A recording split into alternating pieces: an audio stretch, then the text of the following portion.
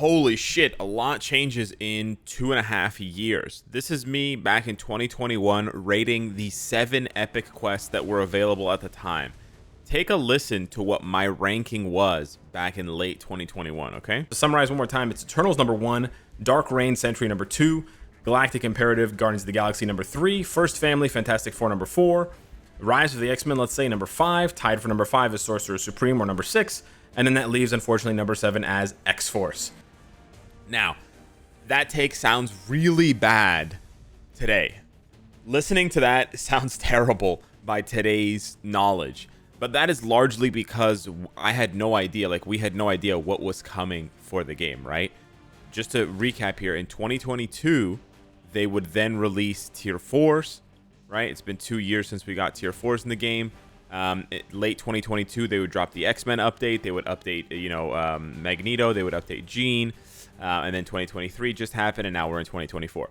A lot has changed. We got a brand new epic quest, etc. But mostly, what has happened is that, epic quest characters have been buffed, right? We got, thank you, Beno, thank you. We got Dark Reign buffs with Sentry. We got Star-Lord buffs. We got Beta Ray Bill buffs. We got Gladiator buffs with Galactic Imperative. We just had a bunch of buffs for the First Family. And then the rest of the X-Men, besides Beast and I guess Cyclops, got good Tier 4s like Storm and Rogue and Wolverine to go along with Jean and Magneto. And then Doctor Strange got his Tier 4. So looking at this, I was like, man, it's completely backwards, right? It's completely backwards. And I have to rectify this by making an updated ranking video. So here we go. We have to update the ranking for the now 8 epic quests in the game.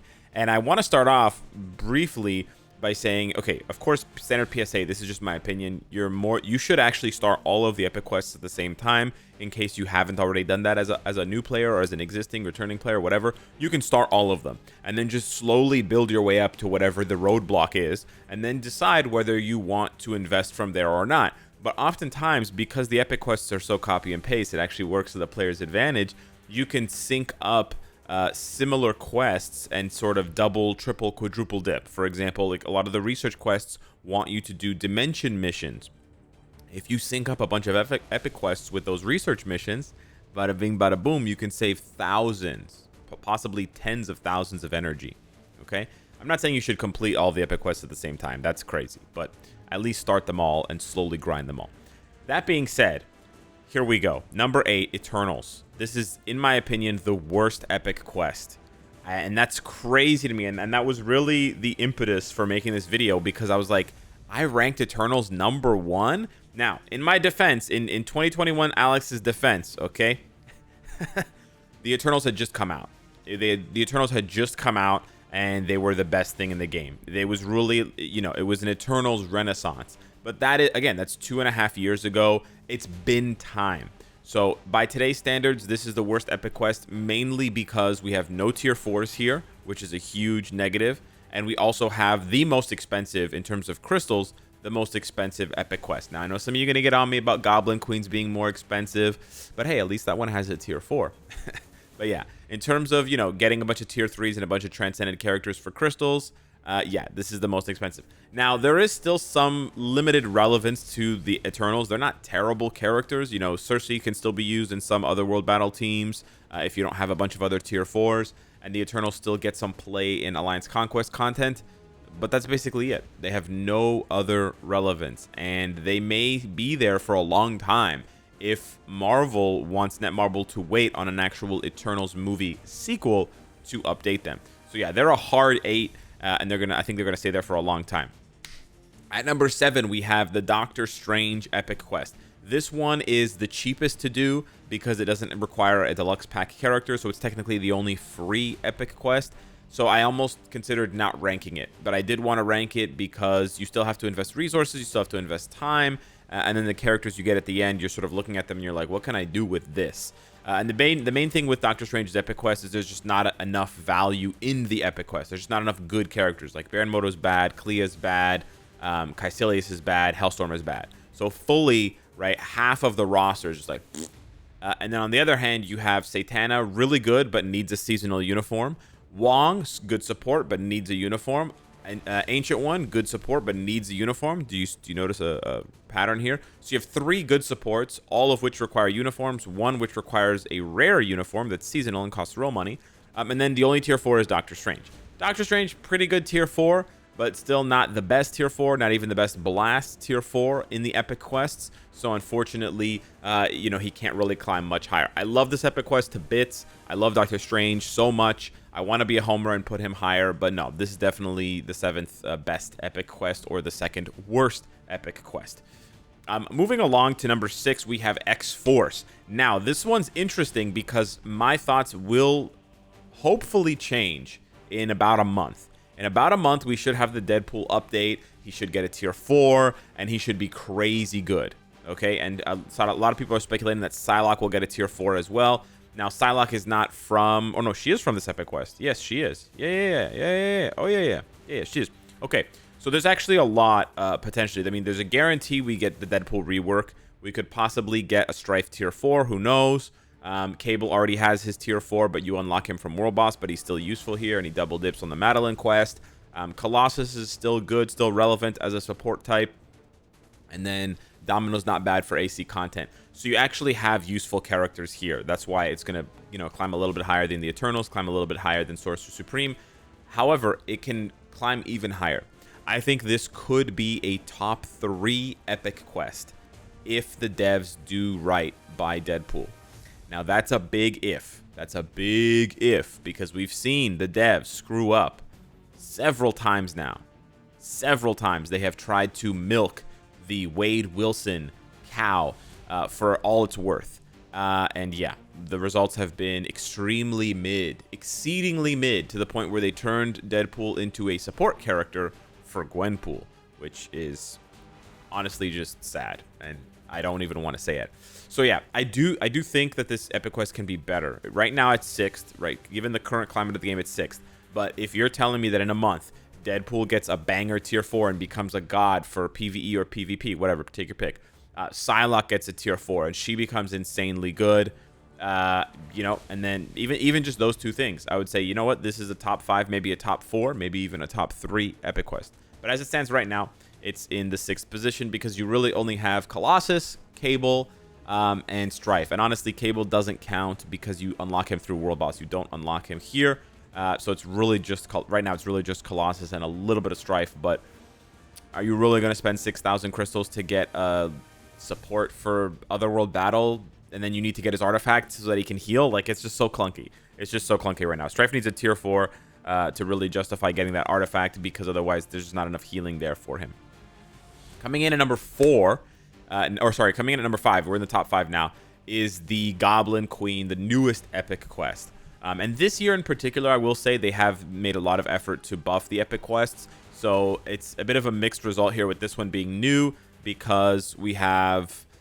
I think it should sort of lean too much in the direction of the paid characters being strong and then everybody else being kind of eh. So yeah, Exodus was a disappointment. Havoc was good, but just not enough players adopted him. I don't know what the issue was. I think he's very strong for a no uni native tier 2, but maybe he just needed more utility. Maybe he needed a support buff. I don't know. A lot of people were upset with Rachel, understandably, but she is useful for Otherworld Battle and AC content. Again, you need a high build for her, but it still exists. Cable and Cyclops don't really count here. Hope is really good for what she does. What she does is not very popular, right? Just 1 day of ABX every 2 weeks, but she's very, very good at it. She's also a support for mutants, and she has a leadership for Cable. So she does have a lot more flexibility than some of the other Deluxe Pack Epic Quest characters. And then Madeline, a lot of adoption early on for her. She seemed really good, but she's sort of fizzled out of the meta. That probably wasn't what the devs had planned. They probably wanted her to stay relevant a little bit longer, considering the very high barrier of entry. Like, a lot of people will say this is the most expensive epic quest. So given that it's the most expensive epic quest in a lot of players' eyes, it may be lower on the totem, right? But then again, you do have Hope, you do have Havoc, and then you do have a lot of pieces that could be really strong. Like if they give Exodus a tier 3, it suddenly opens up a whole new wheel for full mutant Otherworld Battle teams because of his crazy supports, right? If Rachel gets a tier 4, she could become a massive headache because of the revive bombs and stuff like that. So I think this this content and these characters have a bit more, potential. Like the ceiling is higher. You have a lot of revive. You have a lot of supports here and stuff like that sprinkled in. And you really only have like one dead character, right? Kid Omega. Everybody else could be useful. Could be very, very useful. So I think it's fine putting it top 5. I think it kind of makes sense. Coming in at number 4 here is the First Family. I think this one just barely edges out the Goblin Queen. Barely. But that is with the knowledge that we're probably getting Doctor Doom tier 4. Now, getting Doctor Doom tier 4 probably makes this a better epic quest than 4th. It all depends on how strong Doctor Doom is. If Doctor Doom is really strong and really OP, like Jean, and that's kind of what I hope they make Doctor Doom, sort of like a male version of Jean, where he's really strong for PvE, and then he's also really good for PvP, then this could be like a top 2, top 3 epic quest for sure. You have a couple of duds in here. We know Thing is basically useless. She-Hulk's just a leadership. Crystal's useless. Victorious is useless. Human Torch is pretty good as a PvE character, and then we all know about Invisible Woman, Mr. Fantastic being sort of overpriced, right? They cost too much for what they do, and then of course you have to then contextualize the 2 corner characters, Invisible Woman and Mr. Fantastic, by mentioning Franklin and mentioning his artifact. So really, you're not actually getting a lot. There's a lot of characters here, and it seems like there's a lot of value, but truly, this might even be worse than the Goblin Queen right now, as it stands right now. Because basically, what do you get for free? For free or with very little spending, you get Human Torch. That's it. That's all you get. You get Human Torch. Now, Human Torch is very compelling, but not a lot of value. Again, if Doctor Doom is really, really strong, I think it definitely bumps this one up. But the sad thing is they dropped the ball with Mr. Fantastic. They dropped the ball with Invisible Woman. So there still isn't enough overall value here unless they also do, like, let's say, a Victorious rework, and she's insanely good because she is a support as well. We'll have to see, but right now, I'm being a little bit generous, I think, to this epic quest because it's not very good, and a lot of that sort of, pre-update ranking rides on them doing a good job with Doctor Doom. Anyways, coming in at top 3, I think some people are going to disagree with me here, but I think this one here, Dark Reign, is the 3rd best epic quest. And it largely rests on Sentry's shoulders. Honestly, it's basically 100% Sentry. You can get Green Goblin for free elsewhere. You can get Scorpion for free elsewhere. You can get Bullseye for free elsewhere. So it's really just Ares, Dakin, and Moonstone, and they are all completely irrelevant. And they have been for the past 2.5 years, so it doesn't matter. Molecule Man, pretty much irrelevant as well. Only sees play on some, I would say, upper mid-tier AC teams. He'll be very good when he gets to tier 4, and he'll definitely be back in the meta at that point, but that hasn't happened yet. But on the other hand, Sentry is so damn strong that you gotta give him his flowers. He's so strong, and he's not quite the Jean level for PvE, but he has surpassed her for PvP, and he's a big reason why her decline in PvP has continued and kind of declined more sharply. He's just that good. So I guess the top 3 ranking is a bit more PvP focused. If you're not into PvP at all, you could probably drop this one down a little bit more. But man, try Sentry. He's really strong. He's even fun for PvE in my opinion. And so that leaves 2 epic quests, which means our runner-up is Galactic Imperative. Now, I was kind of surprised when I looked at this epic quest, but then I looked at this epic quest and I was like, damn. So basically it comes down to the fact that they reworked Gladiator and Beta Ray Bill. That's basically what it comes down to. So Beta Ray Bill is your native tier 2, right? I know it's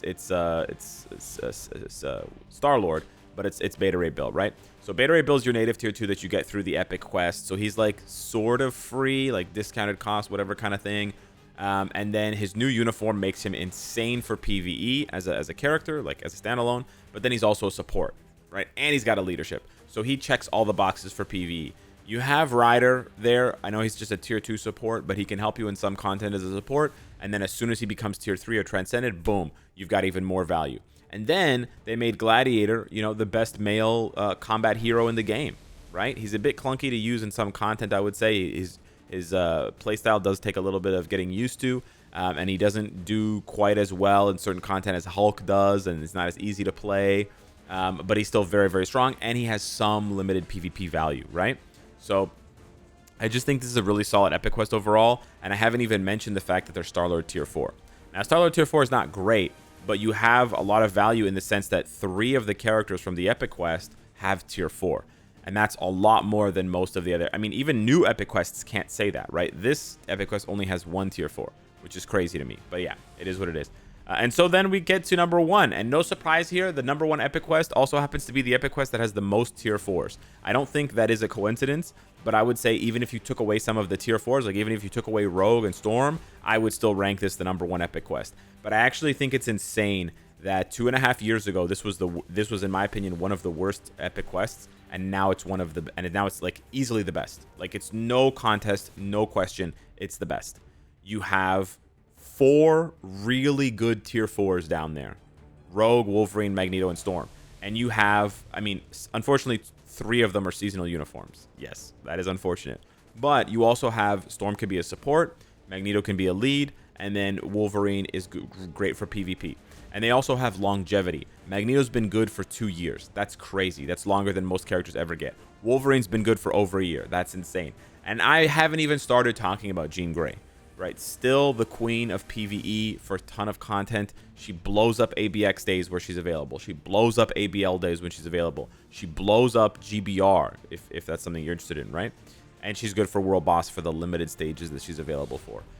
Not the same queen that she used to be for PvP. I think you can still make it work. I don't think she's bad for PvP. She's just not the dominating force that you can just slap any build on and autoplay and win every fight. Those days are long past. Thankfully, she's finally been pushed out of that meta. But I still think you can make it work. You play manually. You have a PvP focused build, whatever. You can still get through some sentries and some Silver Surfers here and there. But yeah, this epic quest is just crazy. Top to bottom, left to right, everything is good. Obviously, the only sore spot is Cyclops. I think he'll get something for X-Men 99. I'm hopeful about that. But yeah, I think this epic quest is just crazy, and they keep updating it, right? They keep coming back to these characters. Yeah, a lot of it's seasonal, unfortunately, but they do right by these characters. They do buff them very, very well. And we're still waiting on Beast. So there's a possibility for one more tier 4, baby. So yeah, that's my ranking. To summarize like I did in the other video, so that in 2 years I can come back to this video and be like, what the hell was I saying? What was I smoking? From worst to best, we have Eternals at number 8. Then we have Sorcerer Supreme at number 7. We have X-Force at number 6 with a little asterisk for the upcoming Wolverine Deadpool movie. We have the Goblin Queen at number 5. We have the First Family at number 4. We have the Dark Reign number 3, Galactic Imperative number 2, and then of course that leaves the Rise of the X-Men as number 1. And yes, I didn't mention the fact that if the Wolverine part of the Deadpool and Wolverine movie comes out, and that makes Wolverine even better, that would just make this even more of a runaway winner than it already is. Anyways, not editing that out. Hit me up in the comments down below. Let me know what you think. Thank you so much for watching the video. Smash the like button if you enjoyed the content. See you in the Elden Ring live streams. Take care.